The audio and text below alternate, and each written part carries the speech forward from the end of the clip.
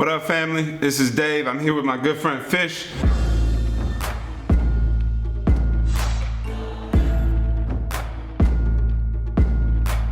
Today is another episode of Let's Rap, and on Let's Rap, our heart is to unite Durham. Our heart is to cross the boundaries that have been created by white supremacy and the conclusions and the assumptions about our people. So today, we're gonna keep bringing those barriers down.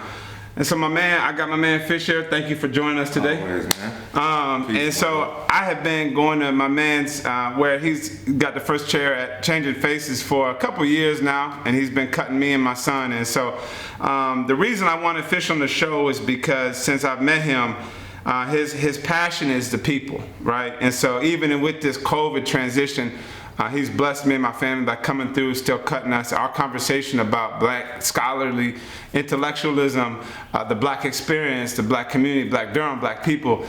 For me, I've learned from this brother. I've listened to him, I've sat in his shop. And so the heart of this show, again, is to celebrate gifts that we bring in. So today, I'm a student. You guys are students. We're going to sit and we're going to hear from this black genius. Brother, thank you for being with us, man. Thank you for having me here on your show. Yeah, man, absolutely. So give us a little bit more about you and Durham being a unicorn. So again, let me pause. There's not too many cats we're gonna have on the show that are from Durham. So I have to give it up for brothers that are like Durham. So when people say Durham, people come to Durham. I've come to Durham. So I have to honor cats that have been born in Durham. My sons will be Durham. But I know when I came to Durham and when I wasn't in Durham.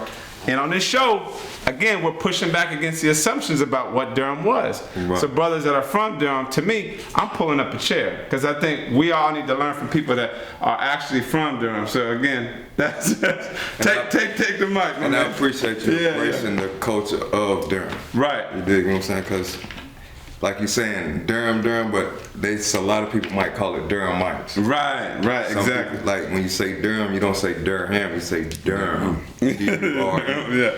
I met a couple cats that had a little clothing line, and we, kind of kicked off like that. But it's the nature of it. No doubt.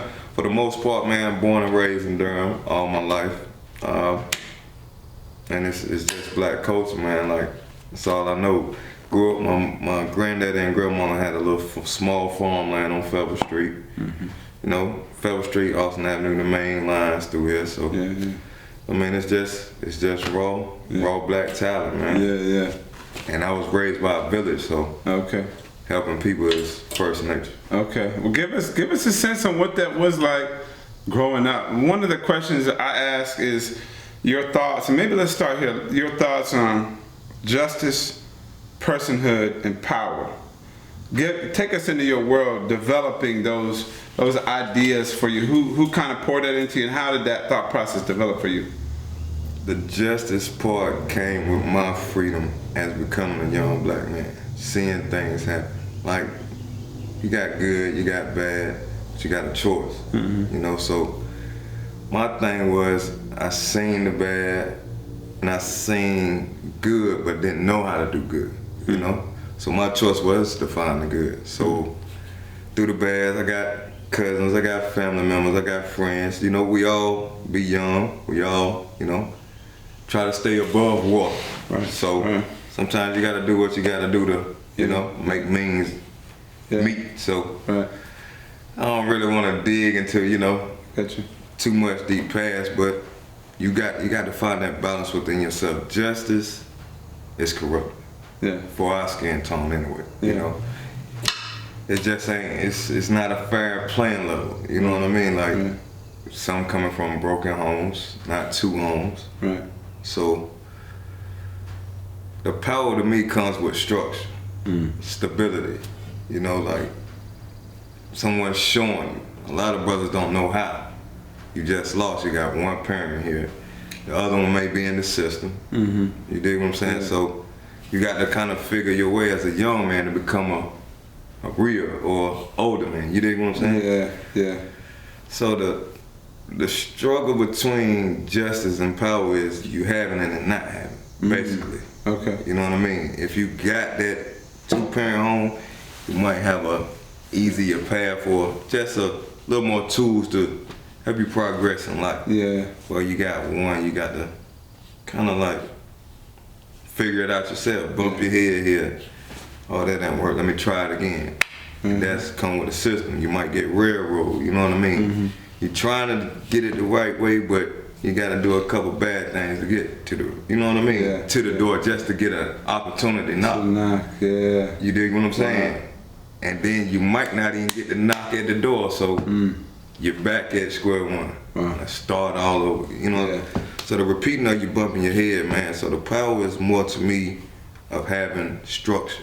You know what I mean? Yeah.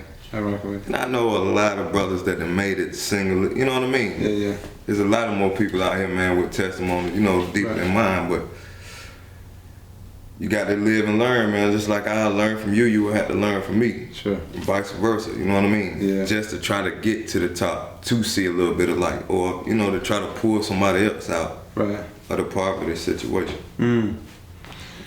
Man, so when it comes to that relationship or that space that you're saying, all right, individuals that you might be pulling out, or on another way that you think that I've thought about it is brothers, and that people might articulate is that some brothers is pulling you back. And so take us in again, take us into that world where someone's like, all right, well, and again, I don't agree with this term just because of the connotations about, but people would say, quote, crabs in the bucket, crabs in the barrel, right? We always want each other back. That's our favorite slang. Right, and so I hate that. me too. But again, for the listeners, and as we kind of had this conversation, what you get a flash of sometimes, something like, you know what? When I get mine, I'm getting the fuck out of here. I'm leaving this space because this is so toxic. And then so I done left the hood, I done left the block, I done left the projects, and I'm over here, and if I go back there, they're gonna take everything from me. Take me into that distinction, because I know for some individuals like Nipsey, right? Some people are pointing and say, see, he tried to do good in his hood. And Christian, but some other individuals would be like, it's the cost that he was willing to pay for his people. And so I know it's different perceptions of it. Like Master P, I've heard him be like, well, you know, he's unapologetic in the neighborhood he's in, right? Every time he does a video, you're looking at these 5,000, you know, square foot homes that he lives in the neighborhood, and he would say, yeah, once you get out, you can't go back. So he helps in a different way. And so for me, I see both. I see people doing both, and wherever that individual's at in life, in their belief system, yeah, they could choose to interact with, yeah, they could choose to move into the spot, but depending on what you experience in that space, I'm not one. I can't judge. So help us understand the difference in doing that work in the community and then having to come out and be able to depend on each other to make it out. It's all on your mindset and mentality. Like, it's real because once you get out, and we just gonna use that terminology. Sure. Right, for lack of a better term, right. So once that one crab get out, he might be still 1 foot in, 1 foot out. You get what I'm saying? Yeah. And the way of you trying to help your people is gonna, you dig what I'm saying? Pull you right back down. You're trying to, but the weight of your people, it might be your mama, your auntie, your cousin, your partner, you know what I mean? Yeah. But just imagine that everybody pulled them. And you only got one little, you dig what I'm saying? Yeah. So it's a raw, like you say, it's tomato. Because once you get out though, are you just gonna be like, oh, I'm gone? Yeah. And you done seen a lot of cats do that and be successful, but they're miserable because they have no one to share it with. You dig what I'm saying? You just out there. But for the ones that do go back, that's like we speaking on Nipsey, who kind of made a foundation and showed people you can cultivate, you know, the neighborhoods. Yeah. People don't know how though. Right. Because as soon as you get some, you got 2 or 3 cats over there envious of how you got it. But the same thing is you had the same time and opportunity and came from the same place. You just wanted it a little more. Right. You had a little bit more ambition.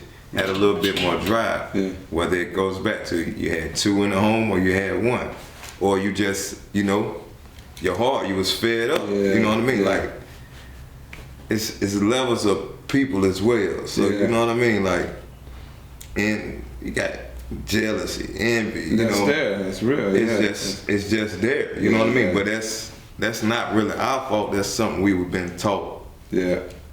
years ago. You know what I mean? Yeah. And generation curses and Yeah. you know what I mean? Things of that nature. But it's just a raw cut, man. Yeah. Like you can't really get away from it. You dig what I'm saying? Yeah. Because even when you do bring out brothers, it's still gonna be one brother out there that ship that might not agree with the captain and might give it all up.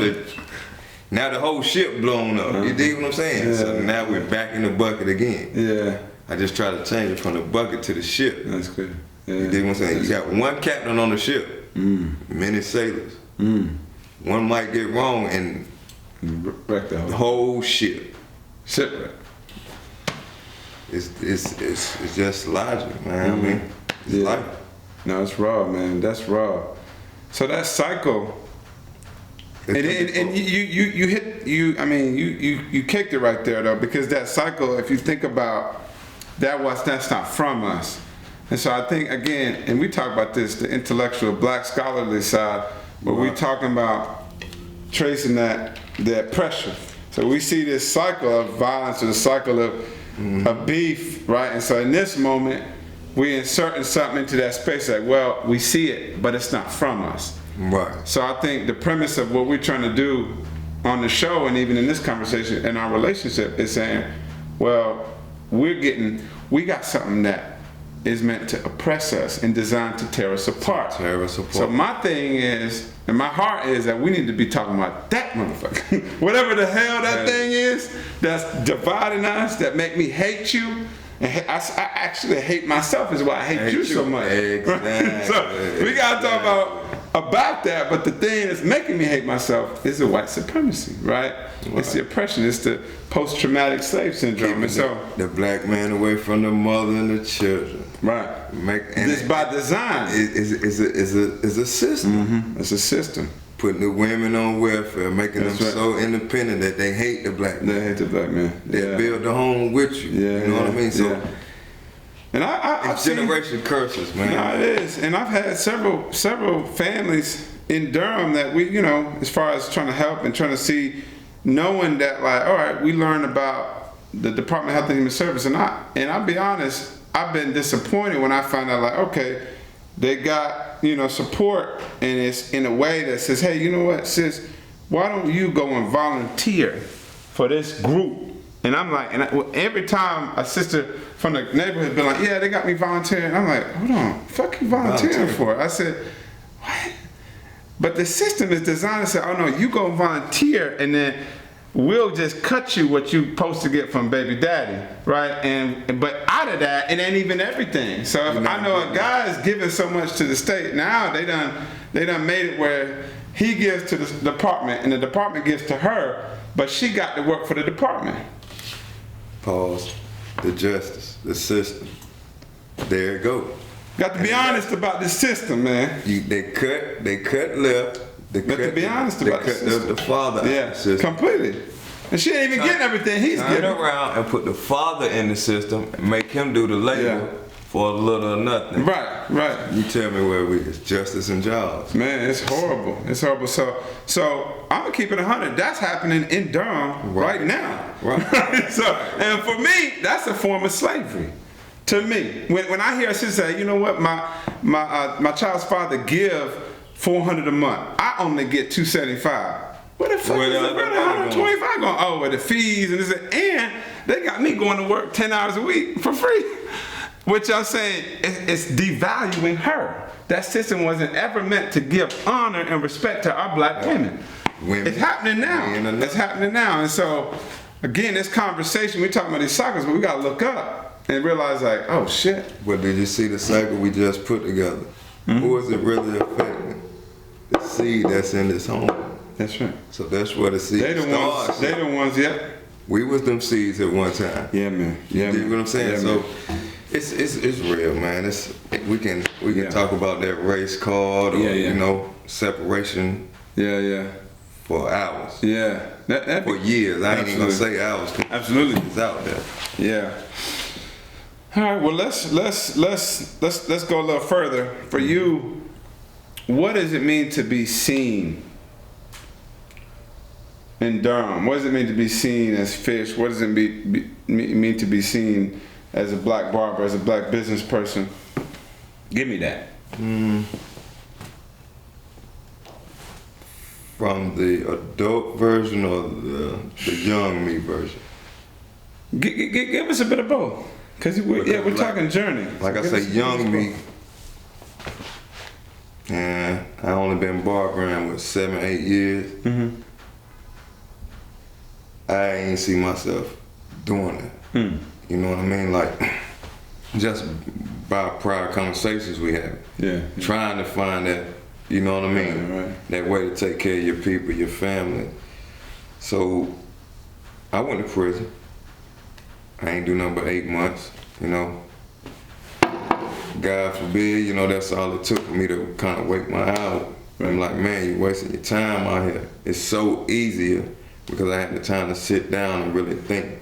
Mm-hmm. Now I'm confined. My family's out here, they need me the most, and I can't do nothing. That was the same thing I was doing when I was out here. Not really mentally knowing, because I was playing a game of going somewhere fast and not getting nowhere. Right. So I started educating myself within that little time. Trades. I'm like, man, I can do this. It was something I already did, but I just never put that, the conversation we're having in the kitchen the other day. Yeah. Like, I see it, like when I was telling you my son, he this guy, but I ain't. Yeah. So it's like, I seen me cutting hair, but I'm like, man, that ain't gonna fix it right now. Yeah. You dig what I'm saying? I need that instant microwave action. Right. When I should have kept seasoning and stirring my pot and making soul food and standing up as a real man. So when I came home from prison, I immediately jumped to school.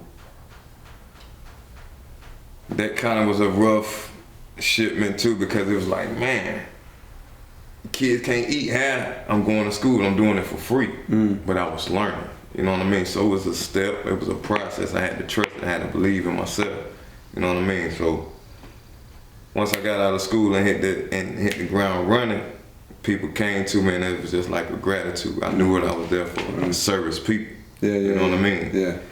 And then it was like, damn boy, you was a little kid one time. You couldn't afford a haircut. You did what I'm saying?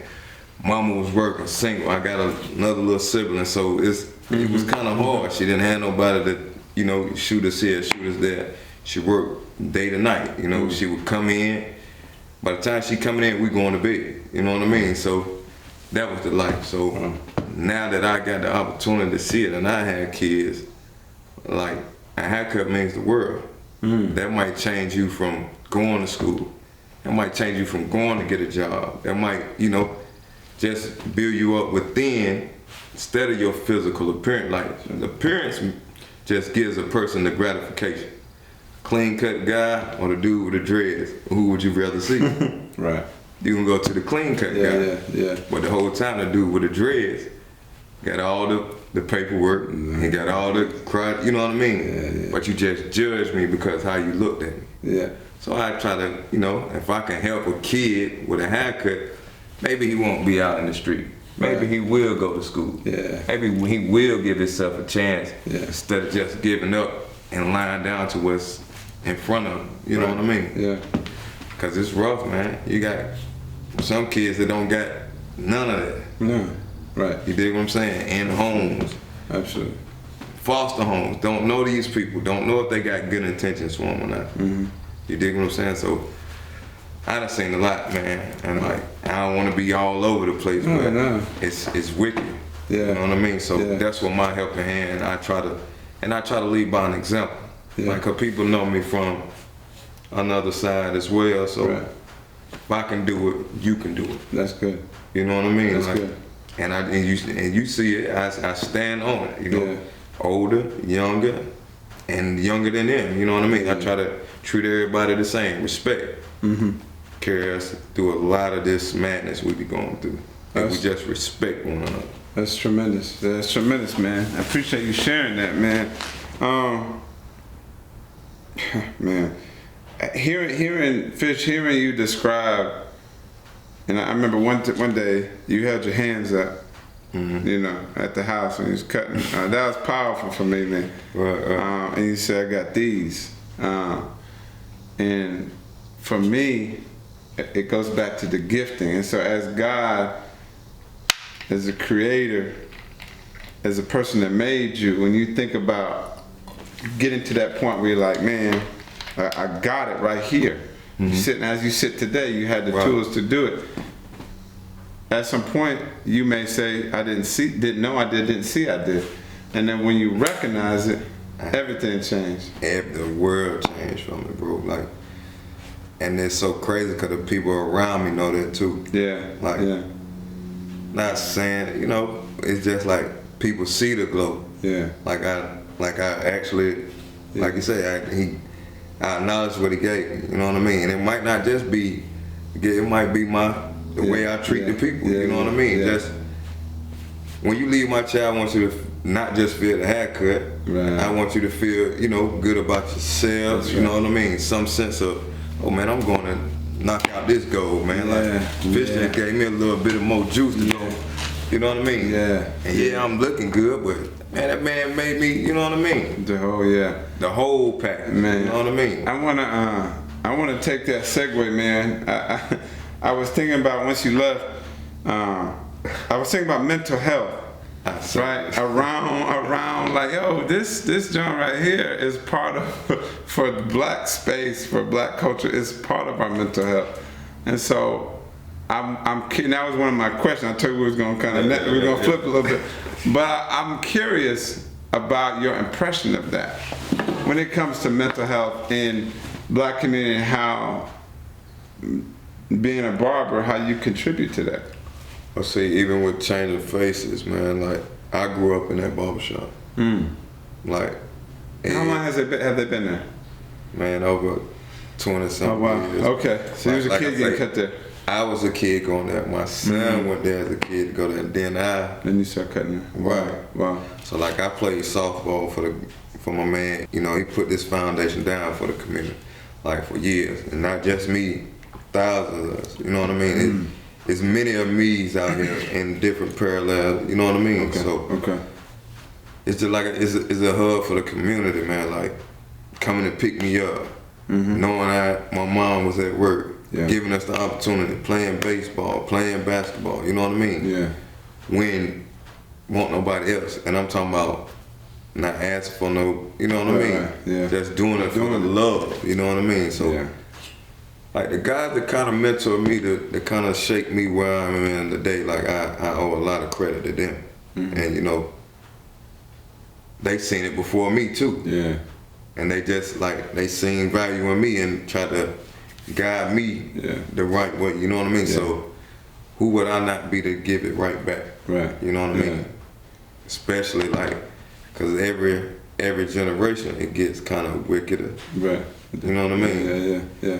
Until we really bring that chain a little closer. We got the knit. You remember when we was talking about when a brother make it and he try to give somebody out, his patient be so short. Yeah. You know what I mean? You got about this much room you can deal with it, But you got that, like, somebody work with you.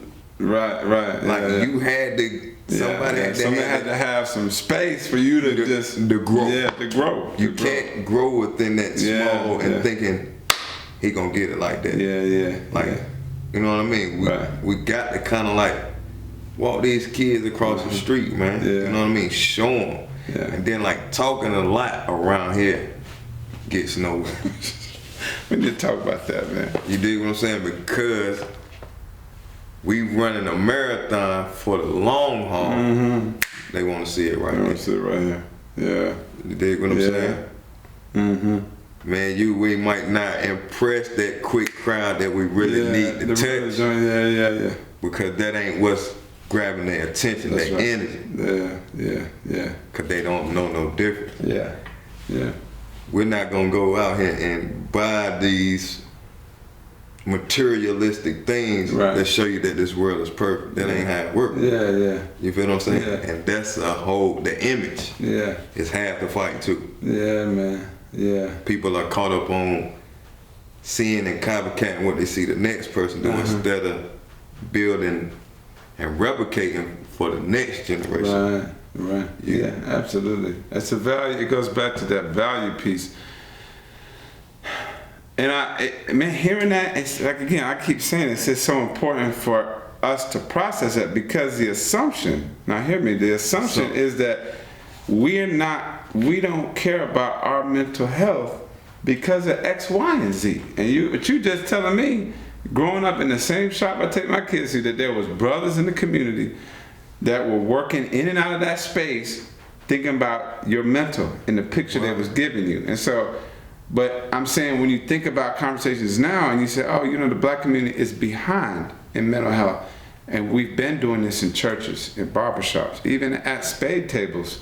When I was in high school, cats that might have might go down and play spades, they put a 45 down and they playing, and I'm 13, I'm part of it, but I'm getting wisdom from this brother that just you know what I mean? And so I'm sitting there fascinated, like, because my dad wasn't around, and so I ended up being raised by guys that own barbershops and guys that did some time and come back, and so yeah, so I've always had a lot of respect, because I'm like, nah, there's some actually people here that's trying to build humanity in a space that from outside, like, they monsters, it's dangerous. So I think for me, I love the fact that you're sharing it like you are, because it's a real experience that you live. And that lived experience means that now your kids get to benefit. My kids, get to learn and meet fish and have this interaction. It's like, yo, this is my homie. He can connect with you in a different way. And so for me, that's everything. You can't teach that by going into an office on the east side and laying on the couch and having a double no, because I know for you would be uncomfortable with that. I'm gonna be honest, you can't learn it in school. You can't. You can't. It's lived. It's like it's a manhood thing. Like you saying, that dude putting that 45 on that table, that's a part of us being men. Like, as a grown man, you probably look at it different. That goes back to perspective. But as a kid, you seen that as gangster, 14, yo, you felt that, right? You felt that, right. Yeah. But as a grown man, you gonna consciously think like, man, what is this dude doing? Right. Kid sitting right there. Yeah, We putting out the wrong image. That's right. Same time, you might have yours on you too, but you didn't pull it in flash. That's right. You didn't need to set it out where it was there. Exactly. So do you want to be seen or do you want to be heard? That goes back to the question you asked. That's it, man. And that's powerful. It's critical. We just killed that in a rap. Yeah, man. To be seen or to be heard. That's it. And that's what it comes down to, man. Because those experiences, we have to evolve from that, right? I can't sit and hold on to this having nostalgia. My brother calls it hood nostalgia. Where we want to hold on to these experiences that. And my wife, we laugh about, when Juvenile, that, right. that joint comes on, and my wife is been big. What's that? Did you? Yeah. Because he was out there. Let's talk about that for a minute. That was crazy. Okay, let's talk about Ben Bay for a minute. Let's talk about Ben Bay since we're talking about. So Juvenile was brought out to the show, right? And whoever in Durham, and probably several folks watching this. Council, probably all wanted him to perform a certain way. And now, we both know, growing up, to back that ass up in Juvenile, what else did they expect him to come and do? Me personally, that's what he known for. Yeah. Bounce songs. Yeah. Cash money. Yeah. Like that whole, I don't know, 9 clean songs Juvenile got. Right. And so the question is, I think, and this is the funny part, and I had my kids there, my babies, my whole crew was there. And I had some homies there that was like, and my wife went to dancing, right? Immediately, just boom. We was vibing. But I think here's the question. Because that was our experience growing up, and again, we grow, right? And it may not be something that I'm like, I'm gonna sit with my daughter and say you need to learn, but because that's what we came out of, where we are today, that was part of the culture. Exactly. It's part of hip hop. from KRS-One's lens was saying, hey, he said hip hop's religion. And so you had individuals that were taking hip hop, spiritualizing it, and giving us an experience. And so yeah, when it comes to music and how we say, okay, this was for the devil, this was for the angel, this was good, this was bad. Again, we see it in that issue with Bimby, but I think we do that outside of that context, right? Because you want that fun, the joy, you want that body movement, like you want all that boogieing and shaking, but you're gonna strip it away and separate it, right? And the jump in your conversation, okay?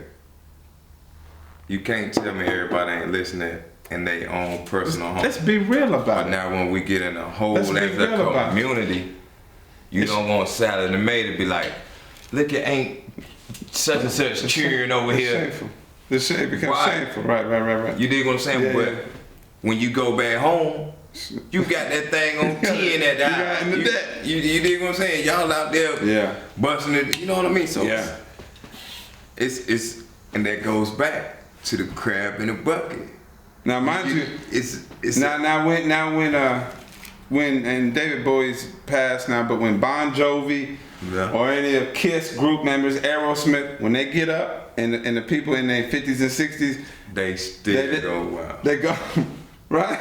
It could be pastors, whoever's in that space, right? They're gonna fully embrace heavy metal all day. Ozzy Osbourne, they're gonna take all that. Crazy. Crazy.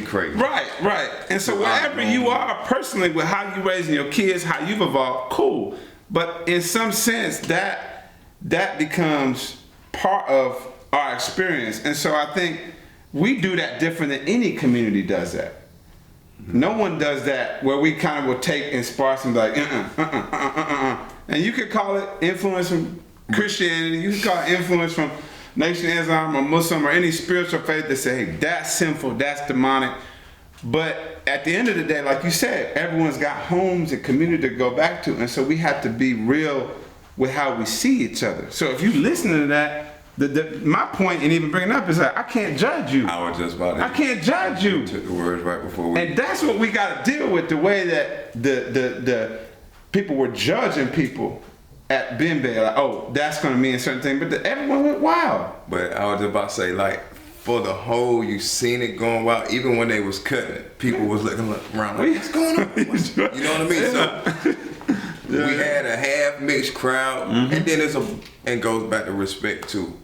Like now, if I got my 86-year-old grandma out here, it's families. I see you and your family. I might be mindful and cut my radio down, just you know what I mean. Thinking of the little child, thinking of what this like, and don't get me wrong, she was my age at one time. Right. But it just becomes a respect factor. The music might be too loud.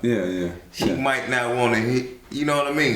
Hear the bumping and you know what I mean? So it's I don't know, man.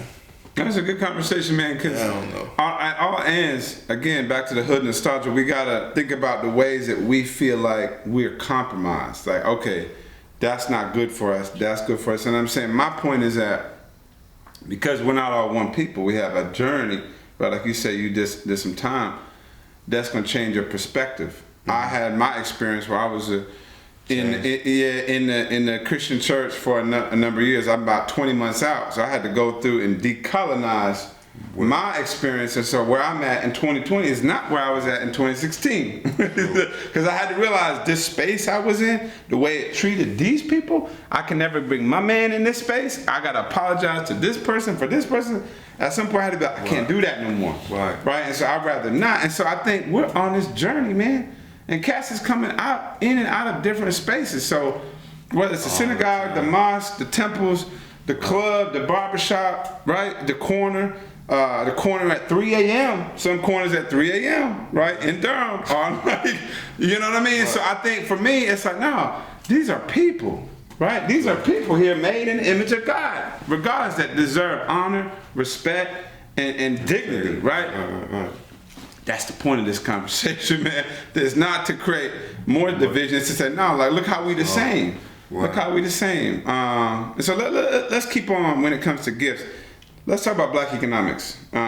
We talk about this in business, but what is it like to practice that for you in the city? What is it like to participate in exchanging a black dollar or building a black economic infrastructure that's going to help us serve each other? Well, you know, we are Black Wall Street. Right. So the foundation is already there. Mm-hmm. We just got to bring it back. You dig what I'm saying? Like, yeah. Durham was known for black businesses, multi-black business, not just one. Just like you see, it's multi-barbershop. Mm-hmm. Yeah. But it was multi-salons. It was multi-everything, and everything went smooth.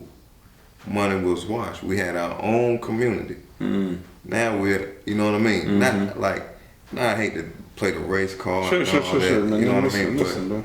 it's more so just like knit tight. Like, Yeah. you couldn't break no. Like, I would help you start yours. You would help the next person. Yeah. And the cycle would just, you know. Yeah. And it was supposed to be like that forever, man. Like from here all the way to New York, but Yeah. for somehow, Right. and this just me thinking because I'm young and that was before my time. It was one bad apple out of the whole batch to make the rest of them sour. Yeah. And we lost it all. You know what I mean? Like, that happens today. You can have a group of good people, and soon that one person, like the ship, the captain, like that one person disagrees or feel like they, you know what I mean?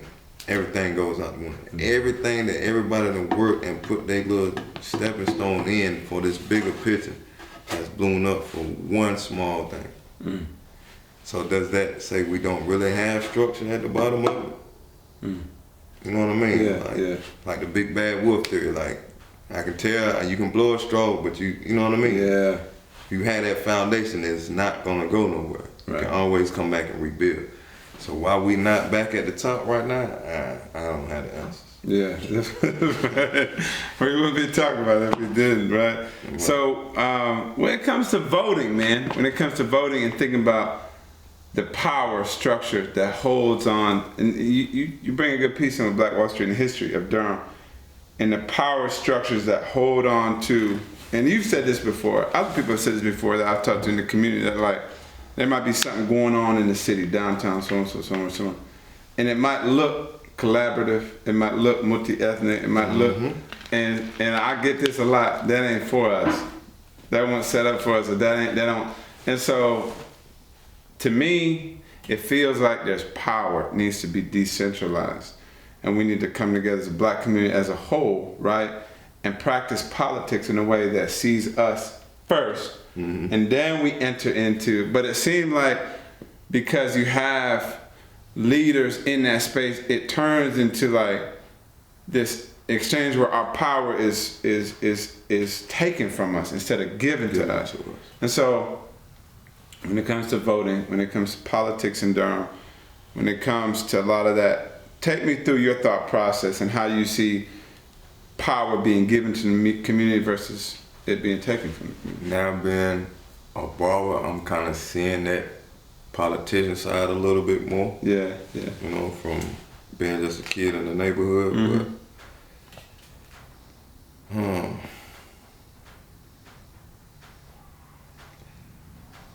but the people don't know. What you don't know, you know what I mean? You farm from it. Yeah.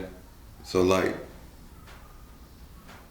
say if we could have these leaders that's in these politicians Right. come out to the neighborhoods and talk to the people just like talking to the people and not politician word. Yeah. Give them a better understanding.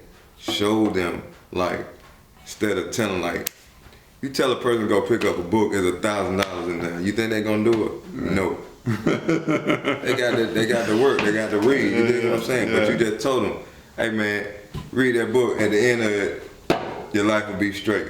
You know, the person gonna be like, what am I at? Right. Nah, I told you to read. You dig what I'm saying? So It's our mindset, man. It's more so of a mindset thing. What you don't know, you're afraid of. So like politicians and people know that too. Like voting, does it really count? Cause here we come, November. We gonna see what it's all about. You dig what I'm saying? Like all this pandemic is coming up to a head in November. Yeah. You got to go out and vote. But where you gonna go out and vote? You on a little restriction. Yeah. Can't nobody come out here and politic with you and tell you why to vote for me. Yeah. Because I don't have that platform. Right. Social distance. Right. Man, me and you we both came up in a time, to me, that it felt like in the 90s, it was assumed blacks were Democrat. Black Republic. Right, that's right. Did it feel like that? It was just understood, right? And so now, a lot of cats, I think, are aware that Biden ain't a good option either, because it is. And so we can't be, again, put in a space and assume that, we get the black vote because we're on the left, or you get the da-da-da. And you ain't left or right, you fish. I ain't left or right. Right. And that's what we talk about, say your name. We're ancestral people. And so when we have somebody pass, no matter how they pass, and the black community is RIP all day. Right, and you better not disrespect them. Right. It don't matter what you thought, he's gone. He can't talk for himself. It's over. Right? But for us, we see names. We're very connected to our names, where I think in other communities, they don't talk RIP in the same way we do. We hold it in a different way. So I think we have been stripped from some of our genetic identity when it comes to, that's fish. He ain't left, he ain't right, he ain't conservative, he ain't Republican. And all of us have this matrix where some things about your son, you might be very conservative about. Right. That's my kid, so hold on, let's talk. You talked me out quick with my kids, right? So I'm over here, I'm like, no, I'm extremely liberal on this because that's that person's space, right? Whatever, boom, boom. And I'm saying, when you said that, does it matter? I don't feel like we've always been included in that conversation. Because it's been assumed, blacks, you're supposed to be blue. The Republicans is red. And now I'm like, hold on a second, but this motherfucker, he was part of the crime bill. And he was on that.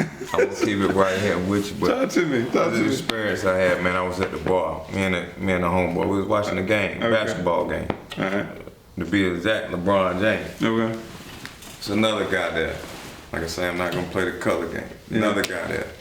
We just sitting there talking. He's an amazing athlete, yada, yada, yada. Some way we get to talking about gender relieved parties. Okay. How all these parties, they busting balloons, pink and blue. Yeah. As a culture, what do we say we're having? It's a boy or girl. Right. Why are we so suppressed to worry about this as a boy or girl? Do we know? Cause the girl is gonna do what? Back in the day, the boy going out in the field, the girl going in the house. That's why we call it's a boy, it's a girl. This gentleman said, we don't do that. We just born to win. So from the start, we already psychologically gone. It's a boy, it's a girl. Where's it going? We don't know where they going, in or out. We don't. You dig what I'm saying? This work or this, man. When all they were saying is, we just born a winner, a leader. You dig what I'm saying? So it's like it's crazy, man. But it starts here. It does start there, man. It does. Yeah. We just said we're having a boy or girl. They said we're having a winner or a leader. The rest is history. Yeah. The rest is history, right? Yeah. Dang. That's powerful, man. That's a powerful image of that. General, just off of small. It ain't small because you bringing something into this world. Yeah. Come here, little boy. Now you walking around with your head down. It matters. Yeah. You suppressed. Yeah. And that again goes back to knowing. If you don't know, you don't know. Right. And so, we always hear my people are destroyed for lack of knowledge, right? This idea that without knowledge is connected to power. And so if you think about the ways that black authors that are scholars have been able to contribute to that, and some of that information in those books hasn't always been accessible. And like I know, because we both read, those books ain't always easy to get to. No, they're not. No, they're not. And sometimes you can't order them on Amazon. You gotta go to another site, and the guy might, what I'm saying? You gotta look at eBay because they're not even in publication. So they're not on the shelves. They're not at Walmart in that section. They're not necessarily gonna be in Barnes and Nobles. But the books that are for us, that give us the how you say it, give us the tools, the map to kind of strategize and understand and heal. Mm-hmm. Right. It's not just out like that. But you know what's me and my other brother, man, we had to dig deep to find books. Mm-hmm. Because they done cut all the black bookstores out. Yeah. You got to order them online, but who's running the online?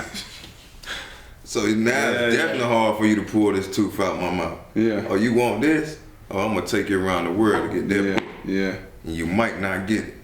So I'm curious about this, man. When it comes to education, and I have a technology side of my mind, and then this education side. What do you think in 2020 is the most important things, based on what you've learned, that we need to be educating our children on, that we need to be learning?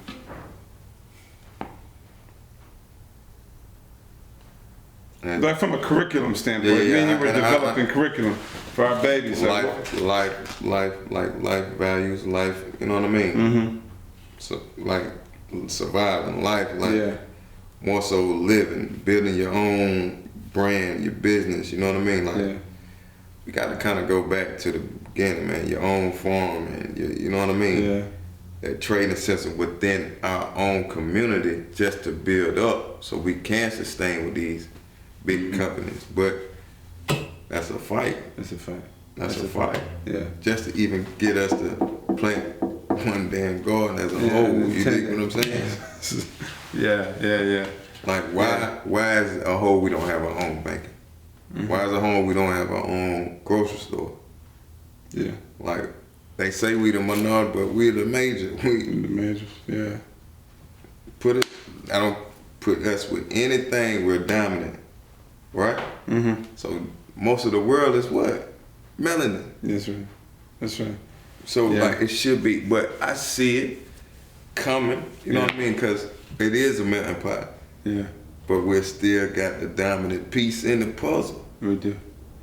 You put us with a white woman, a Chinese, who's gonna come out. So regardless of, like, we're not, our DNA is forever. It's gonna continue to reproduce. Mm-hmm. You know what I mean? Yeah. So hopefully, man, I don't know. No, it's good, man. No, I appreciate that. So, give me a perception on technology. You just mentioned it a second ago, and this is a learning piece for me. Is it comes to technology and access, I have seen that in a way that has prevented people from participating in the new economy. Because everyone can't just get online. Everybody ain't ordering shit online. And so, to me, it's everyone, a lot of people assume that everybody's online. They assume. Yeah, because it's just the new. Yeah, they just assume that everyone's dialed in, logged in. But I remember one day, and I want to use a personal example, I asked you about Cash App. Mm-hmm. I was like, Cash App for me. And you was like, nah, fam. Like, I mean, I get that question. And just because I am a barber and a new wave, I get that. A person that asks me that every day. Man, what's your cash? Man, I don't got Cash App. You know I don't have Cash App. No. Why you don't have Cash App? No. No, so it's real though, because I think that reminded me like, damn, motherfuckers is assuming like hell that everyone is plugged in. And so that is a principle, right? There's a principle behind that. And I felt it. I was like, okay, shit, all right. You let me know that it's a lesson in understanding our people, because everyone ain't got to get Cash App If you didn't want to get, you ain't got to get one. I see you, I got you. You know, so, and that was what it was. But again, I think some of the community, again, in real talk, some of the black community, our people get left behind in that, right? Right. Because that's a Cash App discussion. It's just an app, right? You got apps on your phone, you don't got that app. I can get it. But I'm saying, but there's a principle under it that you got people that don't have access to even email or anything. So I had cats at my age that be like, yo, I don't got email. And I had to decide if I'd be like, man, why don't you get fucking email? You know, you a grown man. But for me, I had to shut up and understand this man's telling me something as a principle why he don't got email. And it didn't mean I needed to say it's normal. It needs to say, no, I need to understand my man because he got something I need to learn from. And it ain't based on whether he got email. So talk to me about that, man, because, you know, I know you get it a lot, but I mean, help me. And it's a technology piece, but then it's a piece that there's part of us that's left out of that conversation. I'm more so off the grid with it. Right. You dig what I'm saying? Yeah. Like, and I feel it's a system that we're buying into, and we don't even know. Even down to these phones. Yeah. You go out and buy the expensive phone for what? Yeah. Phones that ring? Mm-hmm. Look at all the older cats. Don't pull out a flip phone. 20-year-old. It worked, don't it? You call them home. Yeah. They don't care about the internet. You care about that. Yeah. It's a transition. Piece by piece. Nah. You dig what I'm saying? Yeah. Taking us off one horse and putting us on another.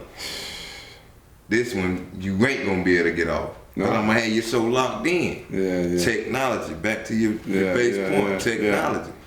If you don't got it, you feel like you lost. Mm-hmm. But you go find somebody that don't got it and ask them how they really live. Happy as ever. This right here is the motherfucker. That's facts, man. You lose your phone, your world is over. Woo, bro. You don't know nobody's number. That's indoctrination. You don't know. Bruh. You don't know if you come going. We don't even remember numbers no more, right? Why? Because you so. All I gotta do is go in here and look at your name. Bruh. I ain't got to remember your number. So you're losing yourself. Even how we think. You're losing your AI. Come on. You feel me? Keep giving it to them. That's all we doing. Making it easier for them. They found a way to trick us. Yeah. Or you don't want to tell me how you thinking? I'm gonna make a device to tell me how you think. Yeah. Man, there's times where me and my wife will have a conversation about something, and one of us might look something up. 2 days later, this should be on our ads. Whatever we talking about, when we jump back on our phones, it's gonna be the first thing we see. Bro, real talk. Smartphone, because they listen. These things, Whatever you processing type in is collecting data. Those algorithms, bro, man. But technology. I appreciate that perspective because it's like, listen, we do need to slow down. Because one, we talk about technology, and I think about it from an ownership standpoint. When we talk about equity, we talk about equality. We want equality, but we don't have equity. Equity is connected to ownership. Right. And so technology gives us the opportunity to create our own Cash App, our own Audible, our own, services. Mm-hmm. And so for me, it goes back to the same thing. We are always running, all right, what's next? We just consuming. And so that conversation for me, as I damn, well, it's a checkpoint. It's a checkpoint. We need to stop and see what we're putting in our bodies, what we're putting on next to our heads. And it's value there, man. It's, again, we like sheep to the slaughter. Right. In a lot of ways with technology, because we're not I would say parts of our community, not very technical savvy, right? We got TA Grady, still don't got no fucking Wi-Fi. Been talking to people about that for 5 years, literally, in leadership, right, in Durham. So that's an old conversation, but you can see why downtown Raleigh got Wi-Fi anywhere you be at, and you can't put it in the Manor, you can't put it in Lincoln, you can't put it in the Map.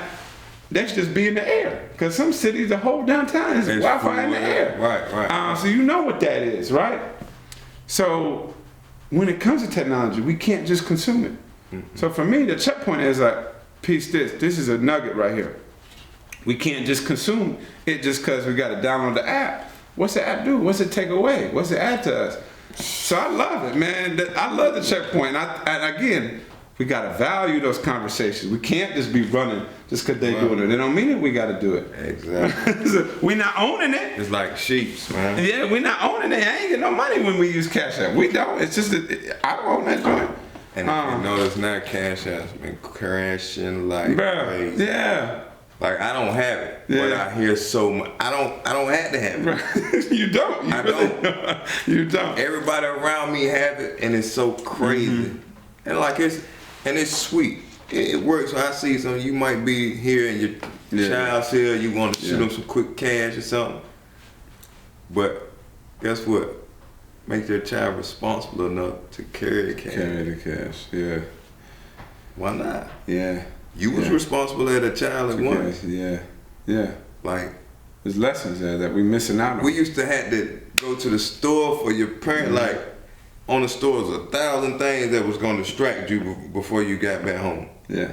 Your partner in there might be over there in the water hole. Yeah. Such and such might be shooting ball right here. Yeah. Shantan, it might be on the porch. Yeah. Whistling. You know what I mean? It's like, come on, man. now you get to the store, you see Cannon there like, you got to stay focused. You got to stay on your mission. You got to stay grounded. You got to stay grit. You got to, you know, we got to look at the finish line, man. Like, just keep going. Like you're saying, we keep running, but we have no destination. Yeah, we just running their race. Trying to keep up with the Jones. That's right. Oh, you got the new iPhone? Let me go out here and grind and get me that new iPhone. Yeah. I'm not in no competition with you, brother. That's right. They make it a competition. They make it a rat race. You know what I mean? Yeah. You got to have it. If you don't have this, you ain't in. Yeah, man. Yeah.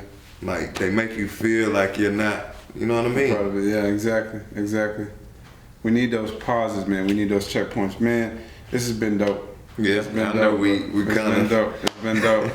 I love that you took the time to do this, man. I want to give you the last word, but again, folks, this has been another episode of Let's Rap.